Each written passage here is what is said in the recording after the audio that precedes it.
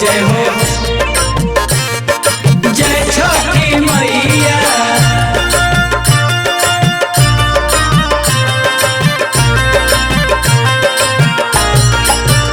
और गढ़वा से लदा फल हरिया बलमुआ करब असो छठ के बरतिया। गढ़वा से लदा फल हरिया बलमुआ करब असो छठ के बरतिया। बलमु से लदा फल हरिया बलमुआ करब असो छठ के बरतिया। बलमु से लदा फल हरिया बलमुआ करब असो छठ के बरतिया। डाल्टनगंज से लदा नरियरवा हो, डाल्टनगंज से लदा नरियरवा हो। बेहला से लदा शरीफवा ये सहिया करब असो छठ के बरतिया। गढ़वा से लदा फल हरिया बलमुआ करब असो छठ के बरतिया। जय हो।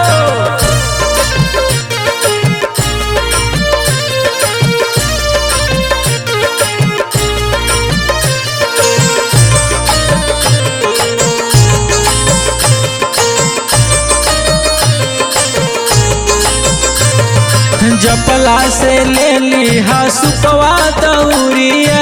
जपला से ले हसुपवा दौरिया। छतरपुर से ले अइहा सैया पियरिया। छतरपुर से ले हसैया पियरिया। भगतपुर से दियरी ढकनिया हो, छतरपुर से दियरी ढकनिया हो।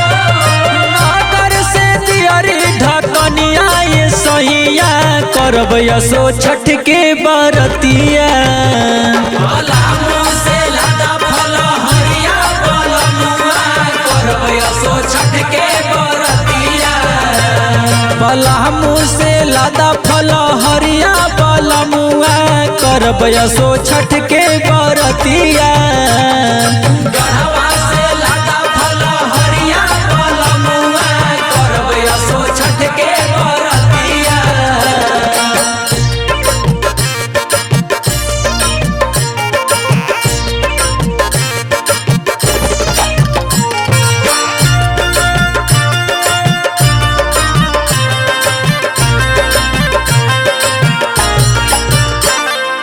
रमुना से ले अइहा उखिया घवधिया। रमुना से ले उखिया घवधिया। मेराल से ले ली सुथनी हरदिया। लालो से ले हसुथनी हरदिया। धुरकी से पाना कसैलिया हो, फुरकी से पाना कसैलिया हो। बिंढमगंज से पाना कसैलिया ये पिया करब असो छठ के बरतिया। गढ़वा से लदा फल हरिया बलमुआ करब असो छठ के बरतिया। खरौंधी से लादा नाशपतिया ये सहिया करब असो छठ के बरतिया। बलमु से लदा फल हरिया बलमुआ करब असो छठ के बरतिया। जय छठी मैया।